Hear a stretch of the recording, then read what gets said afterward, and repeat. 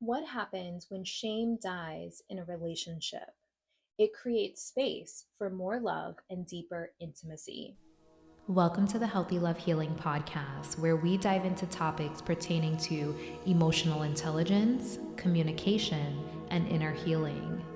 We discuss how unlearning outdated programming can help you cultivate healthy connections in your life because you are worthy of healthy love. You are worthy of healthy love.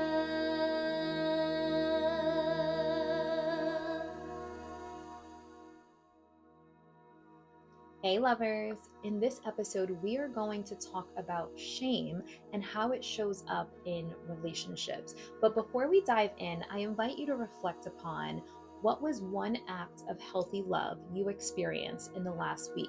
And I want to share why I invite you to reflect upon this. So, throughout our days, we can notice and pinpoint when something annoying happens, when something bad happens. But when we start to pinpoint when something loving happens, when something nurturing and supportive, then we activate the law of attraction to draw more of that into our reality. So, inviting you to remember an act of healthy love, a moment where you felt seen, heard, supported, nurtured, that is going to draw more of that into your life. So that's why I invite you to reflect upon that every episode. Okay, let's dive into this topic. So I want to talk about shame and how it shows up in our relationships. So, what is shame? Shame is a painful emotion of guilt, disgrace, or unworthiness stemming from a belief that you have done something wrong or fundamentally flawed. So, shame is where the world has made us feel like we are unlovable. It is the parts of us that we feel make us not enough or too much. It's the part of us that our ego protects. And I've always said this, I don't believe ego is a bad thing. Ego was designed to protect our sensitive parts. Ego was designed to protect our shame. Now, when we do our shame work, which means reflecting upon the parts of us that we have insecurities around, our perceived flaws, and creating acceptance and compassion around those parts, then our ego doesn't have to flare up as much because there's not as much to protect because we've made peace with these parts of ourselves. And why is this important? Because I don't think people necessarily always see the value in doing shame work. Like, why do we want to sit and look at our insecurities? Like, what fun is that, right? But what happens is we are able to integrate all of the parts of us and we show up more whole and full and authentic. And I know authentic is such a buzzword, but true authenticity, where we are truly being ourselves. Society programs us to be a certain way. And that's why so many people wear masks to try to get what they want, pretending to be a certain person. And then 3 months in, 6 months in, 2 years in, 5 years in, you realize this is not who I thought this person was. And so if we do our shame work and we make peace with who we are, our good, bad, and ugly, our light and our shadow, then we can show up who we truly are and allow someone to love us for who we truly are. So, I want to give a little bit of an example. If a woman is programmed by society to be the sweet girl next door, be super easygoing and fun and low maintenance, and that's who she presents herself to be in the dating process. And then when she's engaged or married, then she lets her real self come out. And men do this too. Men present themselves a certain way until the woman is locked in, and then he shows his true colors. When we do this, I feel like this is why so many people don't feel actually loved in relationships, because if you're not being yourself, they're loving a version of you that's not truly you. So why not show a person who you truly are and allow them to love you for who you truly are? Because the second something goes wrong, you're like, they don't see me, they don't love me. But it's like, but are we showing people who we truly are? Are we honest with ourselves about who we truly are? And I think that this is part of why I'm such a huge advocate for inner child healing and shadow work, because we're able to integrate all of our parts and show up our whole self. And to me, when a person can look at you, all of you, the good, the bad, the ugly, the light, and the dark, and still say, I love you, to me, that is powerful. That is healthy love. If I only show you a part of myself, I'm only showing you a quarter of who I am, and you tell me you love me, how does that actually land? It's not going to land where I feel loved, because you only know this much of who I am. But if I show you all of me, right? Let out the crazy. Then if you can look at me and be like, I love you with the crazy and all, then you're like, I feel that love. It really lands in my body, it lands in my being, it lands in my heart. And so, in order for us to really feel that love, we have to face our shame. When we can face our own shame, then we show up as our whole self in our relationships.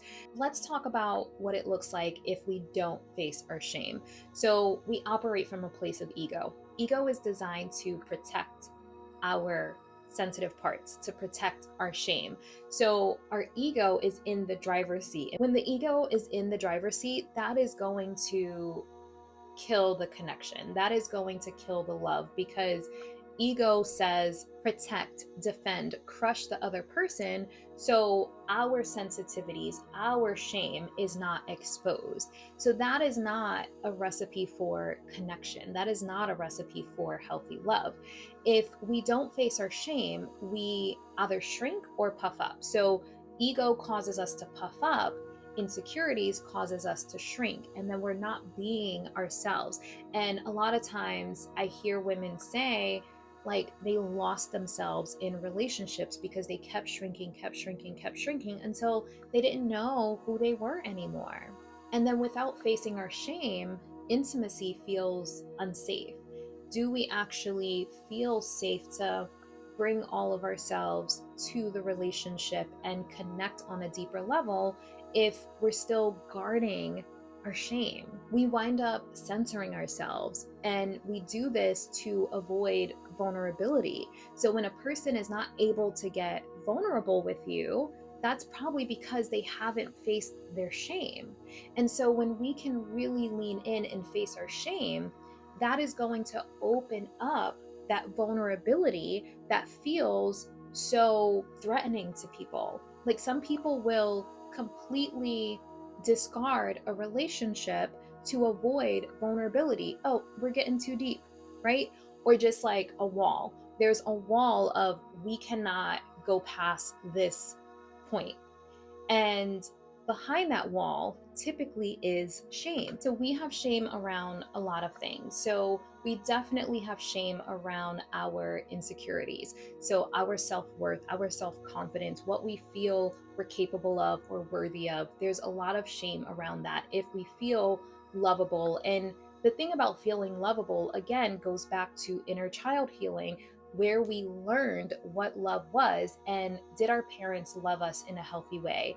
And not to bash how our parents raised us, because they did the best that they could, but if we weren't made to feel like we were really loved and nurtured as children, then that part of us doesn't feel lovable. And in order to feel lovable, we have to go back and nurture that inner child. So you see how all of this that I've been talking about is all connected. And then we have shame around our desires. And our desires can be everything from sexual desires, life desires, because there's so much societal programming that tells us we should want this. And if we don't want what society says we should want, we can internalize that as shame. Having shame around our desires or our sensuality, our sexuality, our kinks, and the things that society has named taboo. And do we give ourselves space to actually admit the things to ourselves? And if we can't admit it to ourselves, it's going to be really hard to admit it to our partners. And so a lot of this work has to be done individually. And then when we can go into partnership and look at some of these things, that's really powerful, because if I know my partner has shame around a certain topic, that's a beautiful opportunity for me to be able to reflect back to them that they are lovable, they're worthy of my love, even with this thing. But they have to be willing to do their own work around that thing first. Because if we try to love that part of them that they haven't first accepted and created compassion around, that can actually cause them to retreat because it feels really vulnerable. So, when we can face our own shame and hold space for our own shame, that creates the capacity to hold space for our partner's shame. And when we can show up in our connection, our true selves, our full selves, our authentic selves, then we can allow a person to see us and to love us for who we truly are and not for who society says we should be. When a person can look at the parts that you feel are unlovable and still tell you, I love you, to me, that is powerful. So if you're listening to this and it's landing, it's resonating, you're like, yes, okay, I want to do my shame work so I can really show up as my full, whole self in my relationship.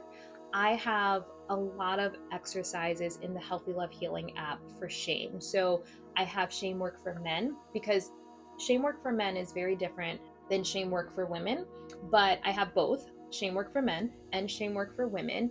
And then I also recommend the inner child healing, because going back to understand the emotional root cause of our insecurities, the emotional root cause of our shame, is very, very powerful. So doing the inner child healing, facing our insecurities, facing our shadows, facing where the shame started, is going to be very healing and allow you to show up your best self in your relationships.